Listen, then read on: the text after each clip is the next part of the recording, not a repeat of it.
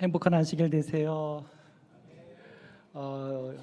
확실히 이 교회 예배드릴 때 아이들이 없으니까 좀 허전한 것 같습니다. 오늘까지 밑에서 어린이 성경학교를 아이들이 재미나게 진행하고 있습니다.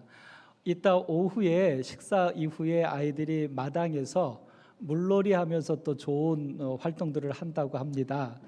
우리 성도님들도 그거 그냥 보고 지나가지 마시고 잠깐 아이들에게 물도 좀 끼얹고 망가지실 분이 계시면 아이들이랑 같이 또 물싸움도 하고 해주시면 아이들에게 좋은 추억이 되지 않을까 싶은 생각이 듭니다.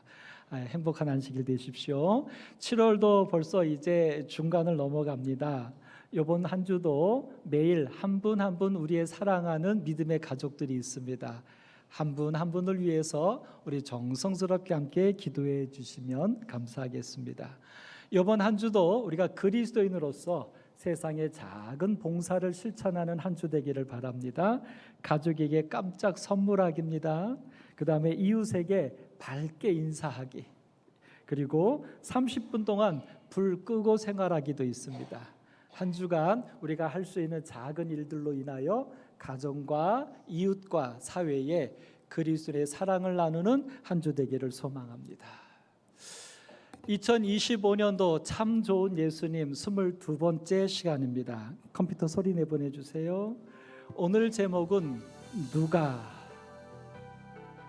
누가 내 어머니며 내 동생들이냐 질문하십니다.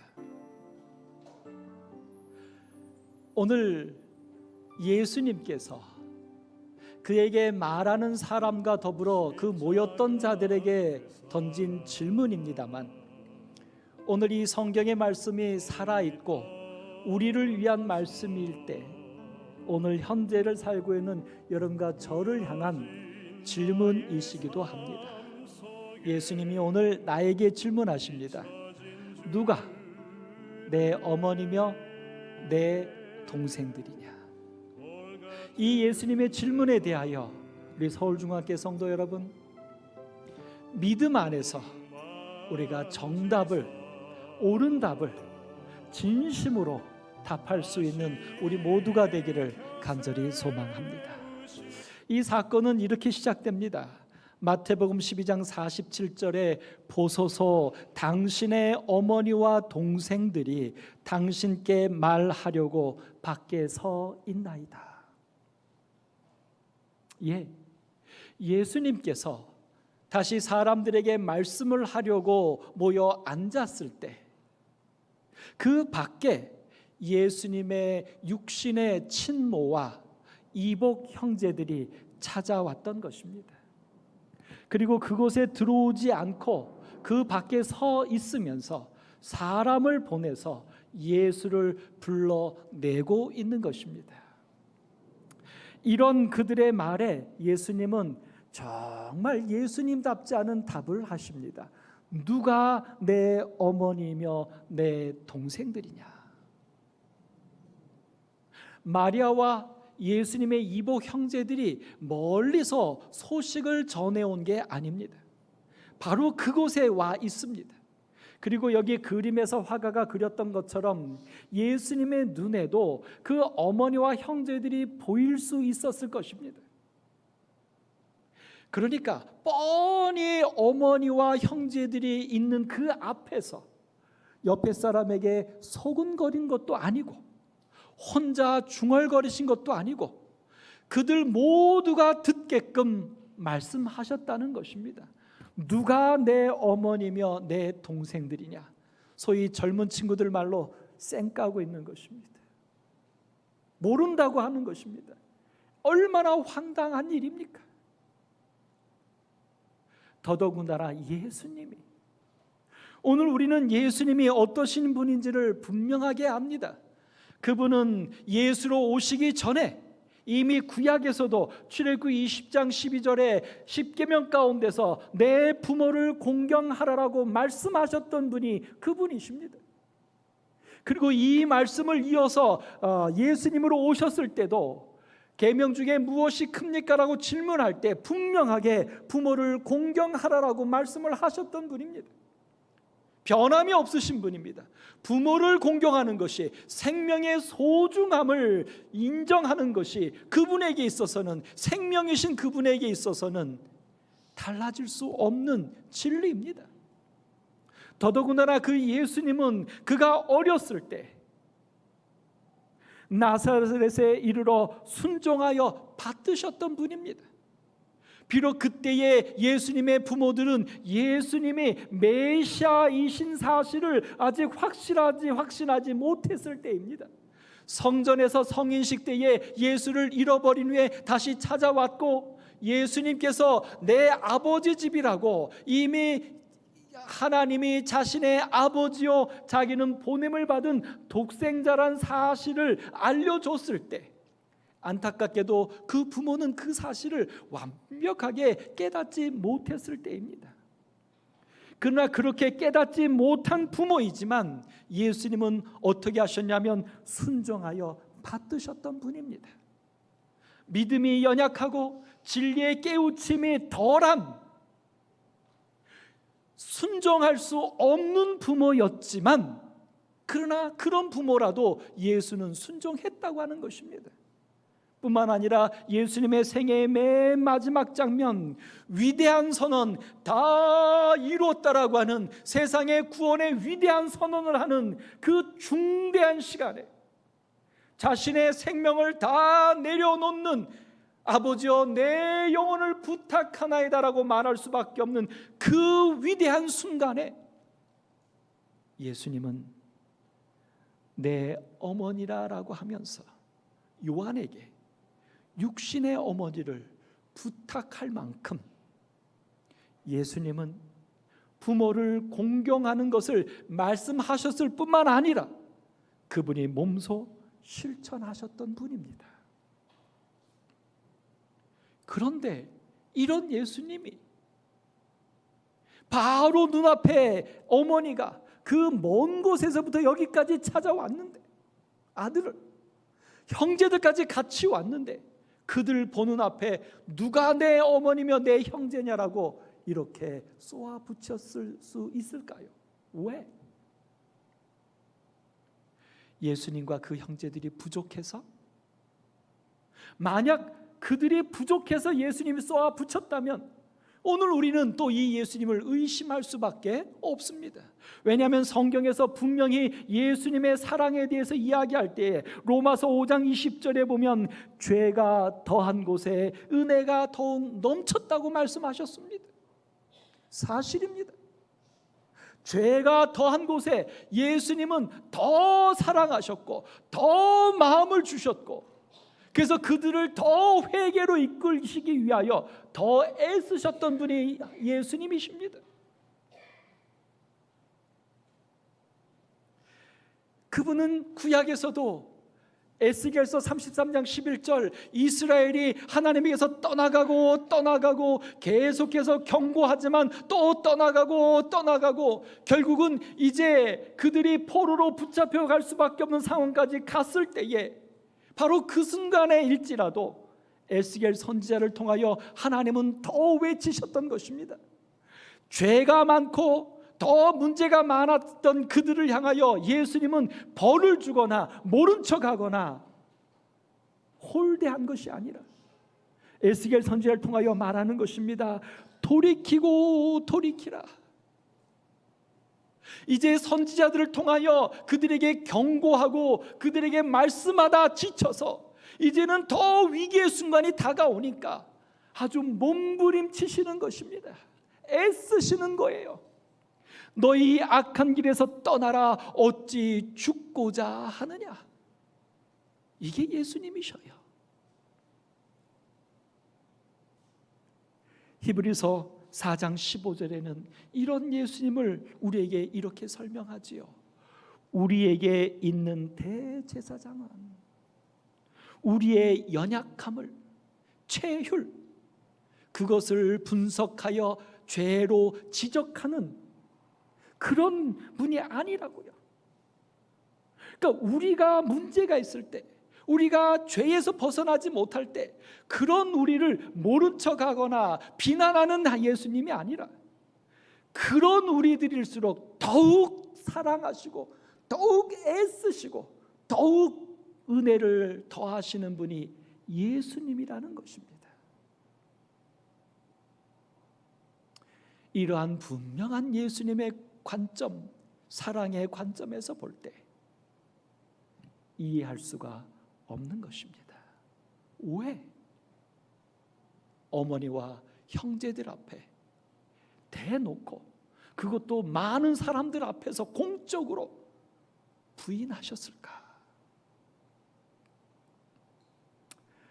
부인하신 이후에 예수님은 거기서 멈추지 않습니다. 그리고 예수님은 말씀하십니다. 손까지 내미시면서 정확하게 지적까지 하시면서 제자들을 가리키면서 나의 어머니와 나의 동생들을 보라.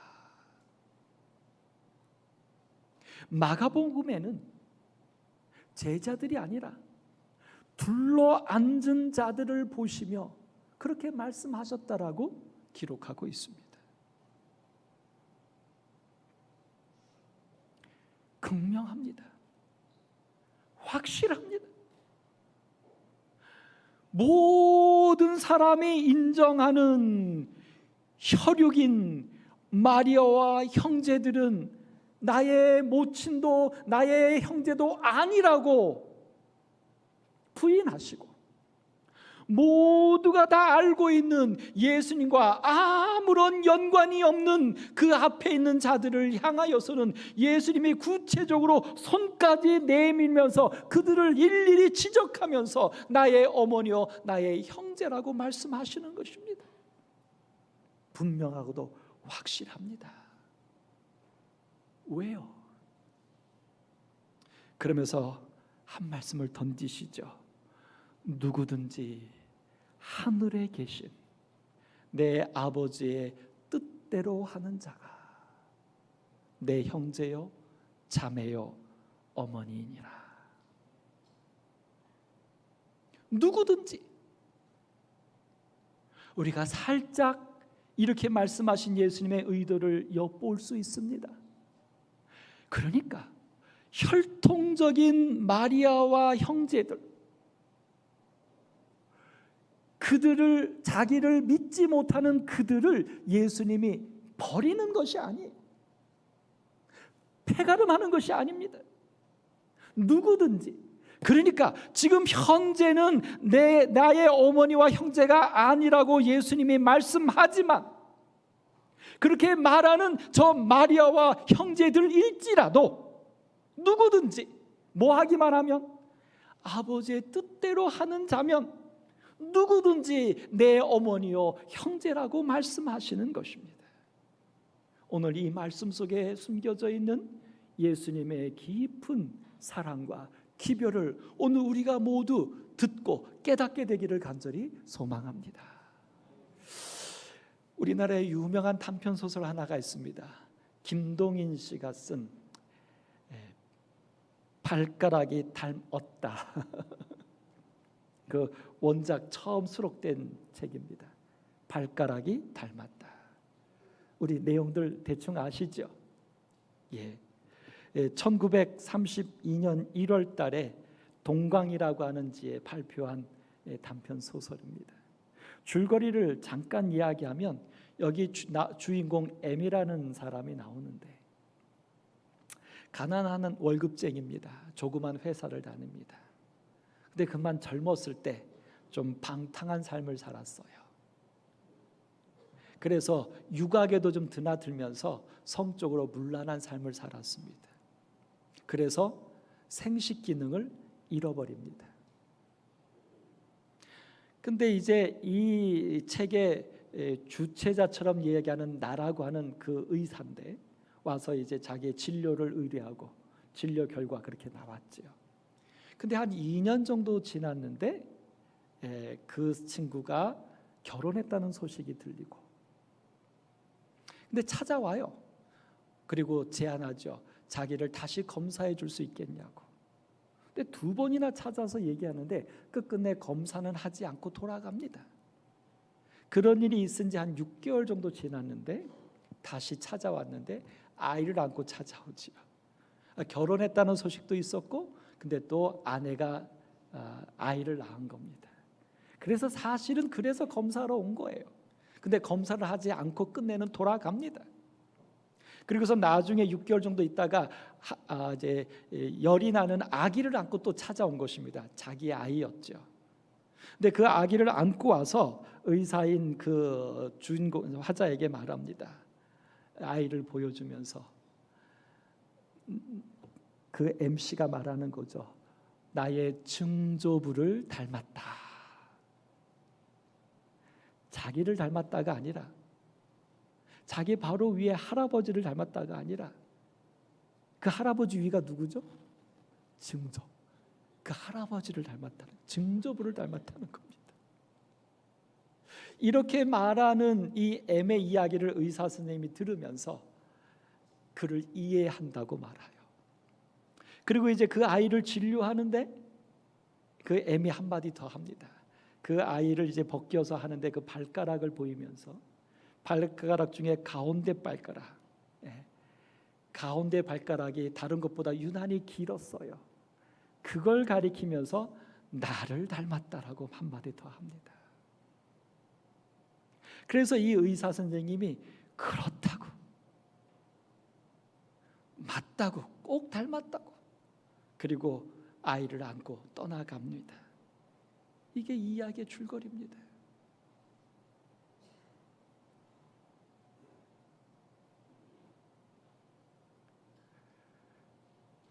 자신이 생식 기능이 사라진 것, 근데 그것을 나타내려면 자신의 방탕한 삶이 고백되어져야 돼요. 아내한테. 그런데 그 아이가 자기 아이가 아니란 것을 알려면 검사를 해야 돼요. 근데 그걸 알게 되면 아내의 또 옳지 않은 모습을 또 드러내야 돼요. 오늘 이 M은 고뇌하면서 검사로 왔지만 선택한 것입니다. 증조부를 닮았다. 내 발가락을 닮았다. 자신의 과거의 죄도 어떻게 보면 확인되지는 않았지만 아내의 죄일 수도 있는 과거, 그러나 생명은 태어났어요. 오늘 이 M은 생명을 받아들이는 것입니다. 자기의 가족으로 죄를 밝히지 않고 용서하면서, 용서한다는 의미가 바로 뭐냐면 증조부를 닮았다라고 말한 것과 내 발가락을 닮았다라고 말하면서 자신의 죄도, 혹시 있을 수도 있는 아내의 죄도 다 용서하면서 그 생명을 가족으로 받아들이는 것입니다. 여러분, 오늘 예수님께서 왜 그 어머니와 형제들 앞에 그런 험한 말을 하셨을까요? 오늘 그 상황을 살펴보면 마태복음 12장 46절에 분명하게 말합니다. 예수께서 무리에게 말씀하실 때에, 지금 그 장면은 뭐냐면 예수님이 모인 무리들 사이에 쌓여서 아마 주택이었을 겁니다. 그 안에서 말씀을 하시는 거예요. 하늘의 기별을 전하시는 거예요. 복음을 전하고 있는 거예요. 사람들은 모여서 예수님께로 인하여 하나님을 배우면서 구원의 소망을 배우고 있는 거예요. 근데 그 밖에 육신의 어머니와 형제들이 왔어요. 그 안으로 들어오지 않아요. 그 밖에 서서 오히려 예수를 불러내고 있습니다. 혈통적으로는 가족이지만 절대 그들은 예수와 가족이 되지 않고 있어요. 예수를 인정하지도, 예수를 사랑하지도, 예수의 주시는 말씀을 신뢰하지도 않고 있는 그냥 혈육으로만 가족일 뿐이에요. 그러나 오늘 예수님 앞에 앉은 무리들은 혹시라도 이기심으로 와 있는지 몰라요. 병에서 낫고자 예수님 앞에 와 있는 사람이 있는지는 몰라요.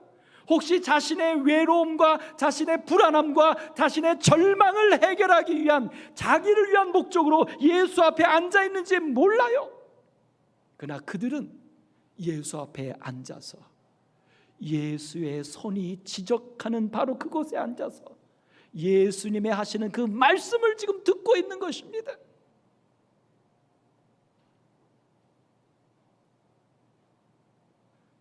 오늘 이 장면에서 예수님이 말씀하신 거예요. 누가 내 어머니며 내 동생들이냐.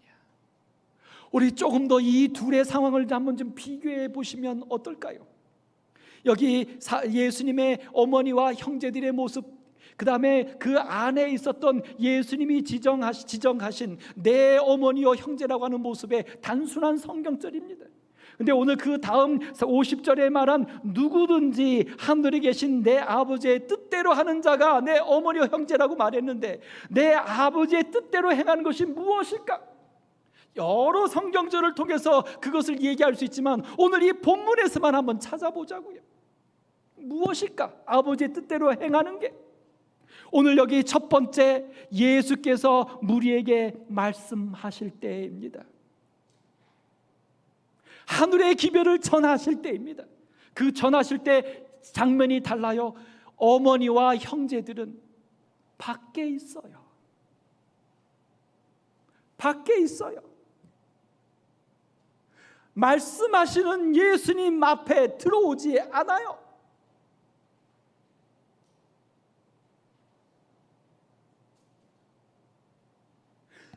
예수님이 말씀하시는 내 어머니와 형제라고 하는 그들은 예수님이 손을 내밀면 지적할 수 있는 바로 앞에 그곳에 앉아 있어요. 지금의 그들의 상태를 물어나고, 지금 그들의 믿음의 형편을 물어나고, 현재 그들의 선택은 육신의 어머니와 형제들은 밖에 있는 것이고 그들은 예수님 곁에 있어요. 사랑하는 성도 여러분, 오늘 여러분과 저는 어디에 계십니까? 말씀하시는 예수님 앞에 오늘 우리는 어디에 계십니까?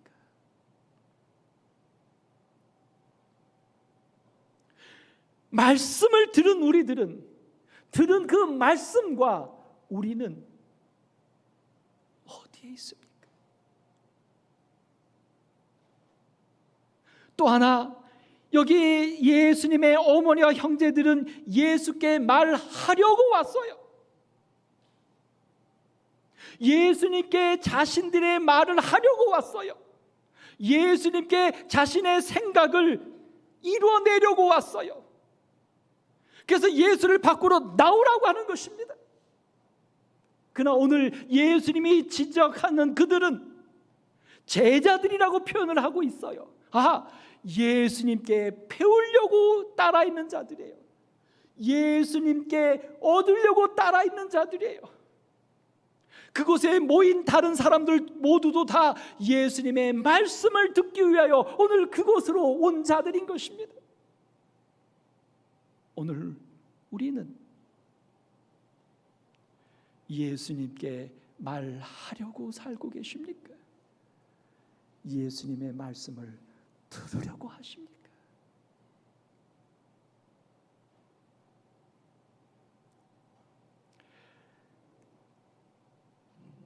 꽤 오래전부터 유행하는 성경 연구법 중에 큐티라는 게 있습니다. 말씀 묵상이라고 하지요. 그래서 성경을 읽으면서 그냥 통독하는 게 아니라 한 말씀 한 말씀을 이 속에 어떤 하나님의 뜻이 있을까, 나에게 어떤 말씀을 줄까 명상하는 것입니다. 찾는 것입니다. 근데 여러분, 말씀을 읽을 때 우리가 얻게 되는 것은요, 내가 그 말씀을 읽으면서 깨닫게 되는 것은 어디를 벗어날 수 없냐면 지금 나의 믿음을 벗어날 수 없어요. 내가 알고 있는 성경의 지식을 벗어날 수 없어요. 어떤 면에선 내가 지금 갖고 있는 생각을 벗어날 수가 없어요. 그래서 혹여 잘못하면 성경의 진리와 상관없이 내가 느낄 수 있다는 거예요. 큰 위험입니다. 그래서 분명히 하나님은 성경을 말씀을 읽을 때 뭐라고 말씀하시냐면 성령의 이끌림, 성령의 감동하심으로 보라고 계속 말합니다. 우리의 신앙생활에서도 가끔은 내가 믿고 있는 대로, 내가 갖고 있는 가치관대로 예수님의 말씀을 듣기 때문에 자꾸 그렇게 말하려고 해요. 그렇게 하려고 해요. 특별히 유튜브를 통하여 우리가 할 수만 있으면 말씀을 선택할 수 있는 시대에 살고 있습니다. 지금 우리는. 그래서 그 말씀을 선택하는데 누가 선택하냐면 성령이 오늘 나에게 필요한 말씀을 선택해 주시는 게 아니라 내가 들으면서 1초, 10초, 1분, 3분 안에 선택해서 날려버리든지 더 듣든지 한다는 거예요.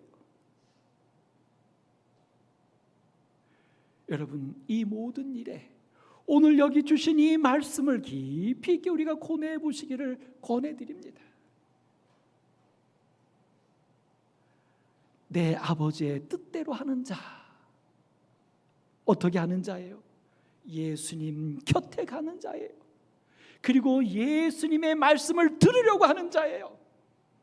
내가 예수님을 불러내려고 하는 자가 아니라, 내가 예수께 말하려고 하는 자가 아니라, 지금 내가 갖고 있는 모든 것들을 다 내려놓고 예수님 곁에서 예수의 말씀을 들으려고 하는 자, 바로 그런 자들이 하늘에 계신 내 아버지의 뜻대로 하는 자라는 것입니다. 요한복음 4장 33절에 하나님의 뜻을 행하는 예수님은 나를 보내신 이의 뜻을 행하는 그것이 예수님에게는 나의 양식이라고 표현합니다. 그러니까 예수님이 하나님의 뜻대로 살려고 하는 것은 믿음이 아니에요. 신앙이 아니에요. 맞습니다. 근데 제가 강조하려고 그래요. 믿음과 신앙이 아니보다 더 크게 양식이에요. 그러니까 하나님의 뜻대로 행하려고 하는 것은 예수님이 살아갈 수 있는 생명이에요. 그 자체예요. 선택의 상황이 아니라는 것입니다. 오늘 그것이 바로 내 아버지의 뜻대로 행하는 자예요. 아버지의 뜻대로 행하는 것이 우리의 선택이요, 우리의 믿음이 아니라 그것이 우리의 생명인 것입니다. 우리 삶이 되어야 하는 것입니다. 오늘 그래서 예수님께서는 마지막 겟세마네 동산에서 정말 피눈물 나는 기도를 드리시면서 그 죽음을 피해가게 해달라고 말씀하시지만 종국에는 아버지의 뜻대로 하옵소서.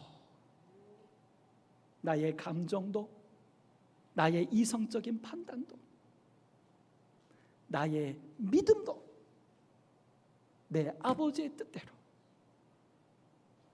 사랑하는 성도 여러분, 오늘 정말 이렇게 우리의 수고하는 신앙생활이 안식일을 기억하여 거룩히 지키는 우리의 정말 인내가 필요한 우리의 믿음 생활이 정말 아버지의 뜻대로 행하려고 하는 우리의 삶이 되기를 간절히 소망합니다. 여러분, 근데 이것이 왜 중요한가? 마가복음 10장 29절로 30절에 보면 정말 우리가 깊이 고뇌해야 될 말씀을 하나 주십니다. 예수께서 이르시되 내가 진실로 너희에게 이르노니 나와 복음을 위하여 집이나 형제나 자매나 어머니나 아버지나 자식이나 전토를 벌인 자는. 조금 전에 예수님은 육신의 어머니와 형제들을 버린 것입니다. 그들이 보는 앞에서, 다른 사람들이 듣는 앞에서 내 어머니와 형제가 아니라고 버렸어요. 왜 버리셨는가?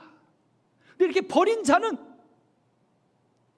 현세에 있어 여기 제가 노란 것이 크게 했습니다. 밑줄 쫙입니다. 현세에 있어.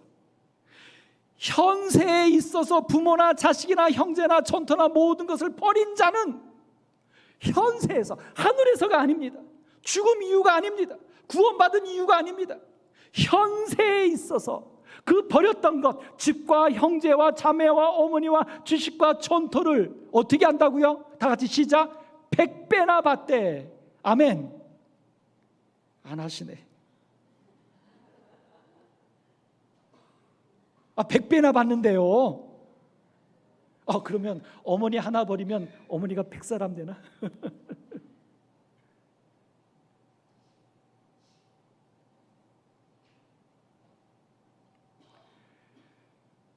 사랑하는 서울중앙교회 성도 여러분, 누가 나의 어머니며 형제들이냐고 질문하시는 이 질문에 오늘 우리 모두가 다 하나님의 마음으로 뜨겁게 아멘할 수 있게 되기를 간절히 바랍니다. 무슨 말씀이냐면,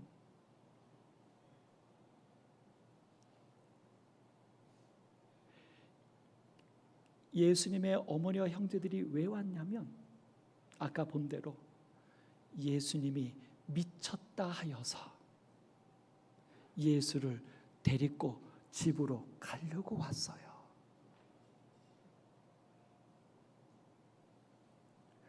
예수를 안 믿는 겁니다. 안 믿을 뿐만 아니라 예수님이 메시아로서 사는 그의 삶을 못하게 하려고 데리고 가려고 온 거예요. 안타깝게도 특별히 그의 어머니는 현몽하여서 남자를 알지 못하고 임신하여 출산했잖아요. 확실한 증거예요. 자기는 알아요. 혹시 다른 사람들은 거짓말이라고 사기라고 할지 몰라도 마리아 자기는 알 거 아닙니까? 남자를 알지 못하고 임신하고 태어났는데 그게 예수라는 사실을 자기는 알 거 아니에요. 근데 안타깝게도 그 어머니조차도 바로 이 순간에 같이 왔다는 것은, 형제들 때문에 억지로 왔는지 모르지만 이곳에 왔다는 것은 그 어머니 마리아도 예수가 하나님의 아들 메시아인 사실을 완전하게 못 믿고 있다는 거예요. 그래서 불안한 거예요. 그래서 염려가 되는 거예요.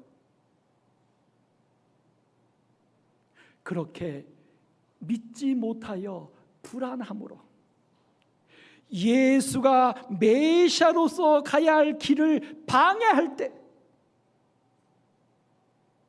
그 어머니는 구원이 없습니다. 지금 살아있지만 저 모습 그대로 있다면 잠깐 후에 소멸이에요. 그 형제들도 마찬가지고.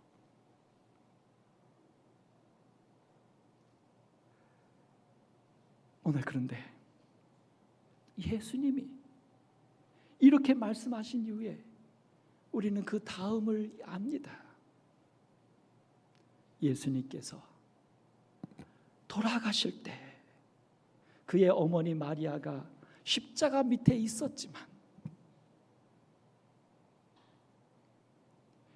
모든 어머니들이 이구동성으로 하는 얘기가 있습니다. 자식이 죽을 때 죽음 앞에서 내가 죽고 너가 살아났으며, 이게 엄마의 마음이죠.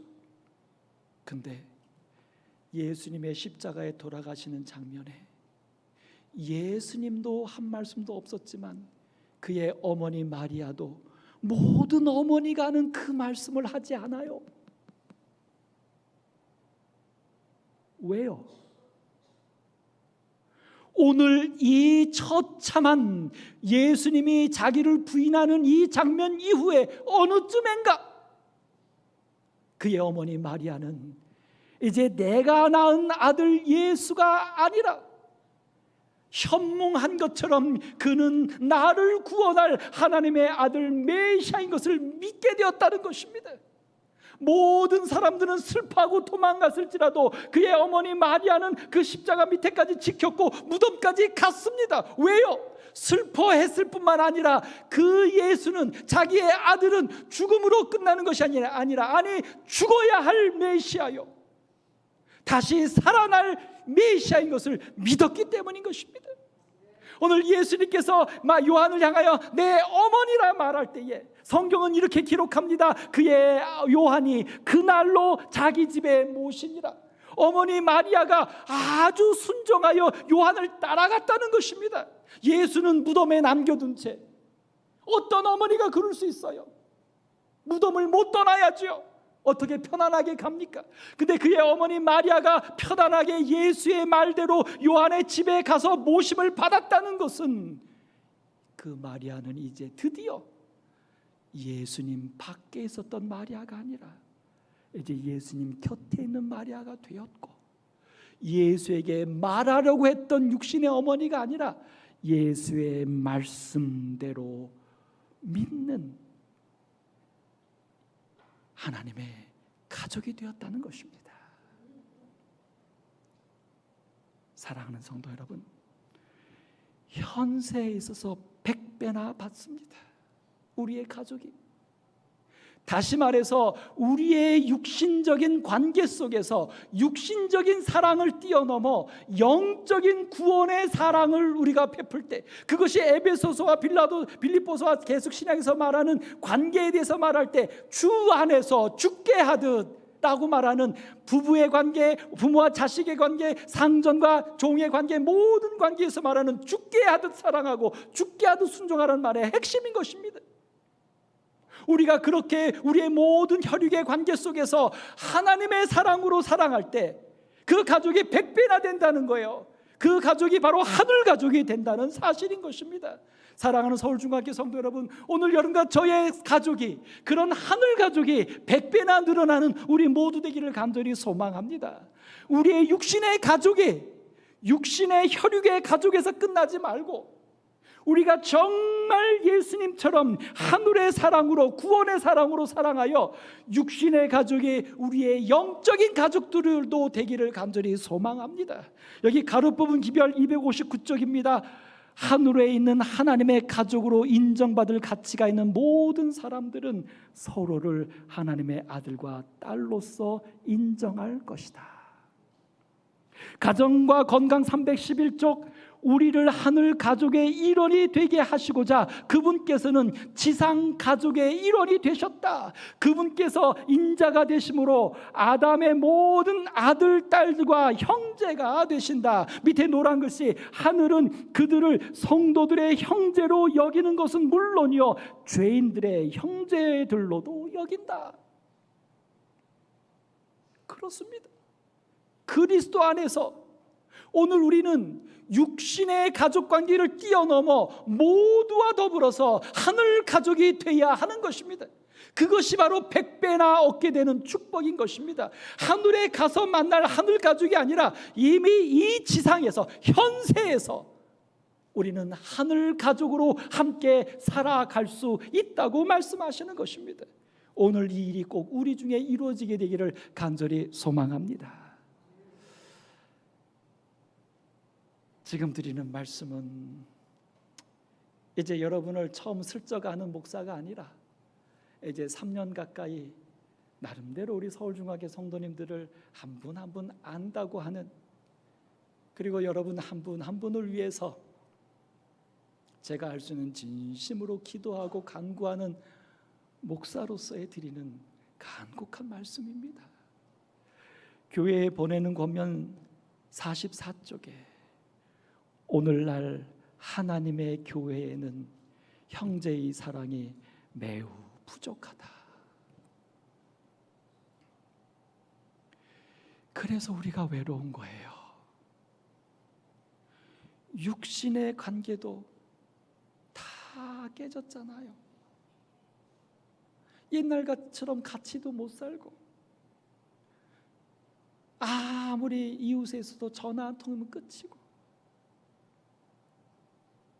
육신의 가족관계에서 얻는 행복도 우리가 못 누려서 외롭고 불행한데, 그리스도 안에서 한 가족 100배나 주신 우리 성도들이 있는데,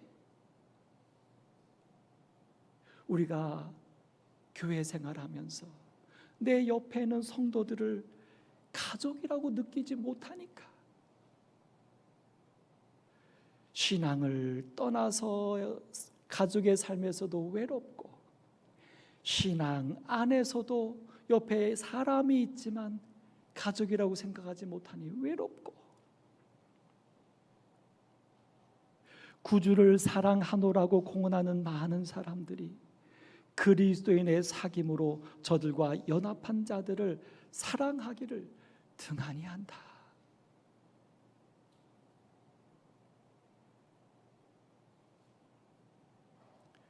제가 우리 성도님들에게 그런 전화를 받고 싶어요. 어떤 집사님이, 어떤 장로님이 이렇게 나를 사랑해 주었다. 너무 고맙다. 어떤 분이 이런 일이 있었는데 이렇게 해 주어서 내가 얼마나 행복한지 모릅니다, 목사님.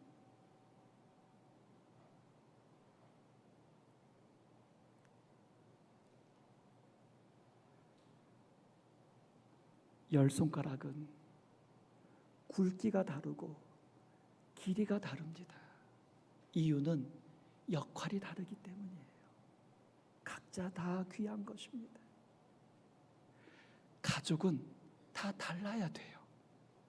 다 다른 것입니다.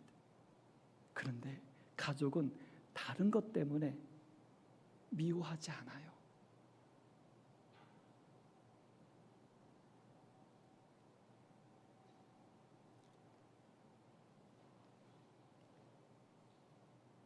노란 글씨, 우리는 같은 신앙을 가지고 있고 한 가족의 식구이며 모두가 같으신 하늘 아버지의 자녀들이며 똑같은 영원의 복스러운 소망을 가지고 있다. 아버지가 잘못하면 함께 돕는 것입니다. 아버지가 능력이 없으면 함께 나눠지는 것입니다. 아버지가 좀 과격하면 아내가 더 부드럽게 하는 것입니다. 가족이란 그런 것이죠. 내 아버지의 뜻대로 행하는 자, 예수님 곁에 가고 예수님의 말씀을 들으려고 하는 자, 그런 자들은 그렇게 가족을 만들 수 있는 것입니다. 그렇게 가족이 될 수 있는 것입니다. 교회에 보내는 권면 341쪽에 지금 교회는 전투 중에 있다. 지금 교회는 전투 중에 있다라고까지 말을 해요. 우리는 지금 거의 전적으로 우상 숭배에 빠져서 밤중과 같은 흑암 속에 있는 세상과 마주대하고 있다. 그러나 싸움이 끝나고 승리를 거둘 날이 오고 있다. 하나님의 뜻은 하늘에서 이루어진 것처럼 땅에서 이루어질 것이다. 그때에는 민족들이 다름 아닌 하늘의 법을 소유하게 될 것이다. 모든 사람들이 다 찬송과 감사의 두루마기, 즉 그리스도의 의의 옷을 입고 행복하고 연합한 하나의 가족이 될 것이다. 100배나 얻게 된다고요, 현세에서. 오늘 사랑하는 서울중앙교회 성도 여러분, 오늘 인사발령에 의하여 여러분 앞에 목사로 온 사람입니다. 또 인사발령이 나면 언제든지 떠나갈 사람입니다. 저는 여러분의 가족입니까? 이방인입니까?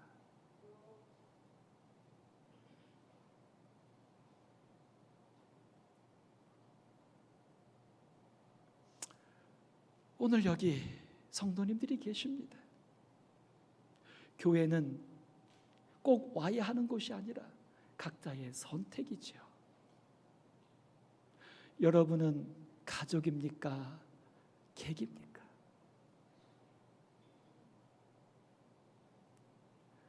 우리는 각자 다른 성향을 갖고 있고 다른 목적을 갖고 있습니다.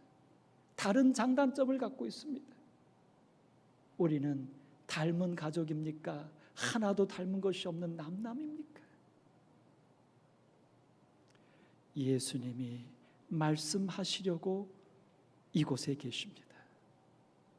우리 모두는 그 말씀하시는 예수님 때문에 오늘 이곳에 모였습니다. 밖에 계시지 말고 예수님 곁으로 모이십시다. 예수님께 말하려고 하지 말고 예수님의 말씀을 들으려고 함께 하십시다. 그래서 그 예수님으로 인하여 우리 모두가 다 하늘 가족이 되셔서 하늘까지 꼭 함께 갈 수 있는 우리 되기를 간절히 소망합니다. 예수님은 질문하십니다. 누가 내 어머니며 내 형제들이냐? 오늘 시편 133편 1절은 말합니다. 보라, 형제가 연합하여 동거함이 어찌 그리 선하고 아름다운고. 우리 각자가 예수님과 연합하고 예수님과 동거하시면 우리 모두는 함께 연합하고 함께 동거한 하늘 가족이 될 수 있음을 믿습니다. 우리 서울중앙교회가 그런 교회가 되어서 우리 모두 다 가족을 100배나 얻어서 그 따뜻함 속에서 이 힘든 세상 힘차게 살아나갈 수 있는 우리 모두 되기를 바라면서 말씀을 마치겠습니다.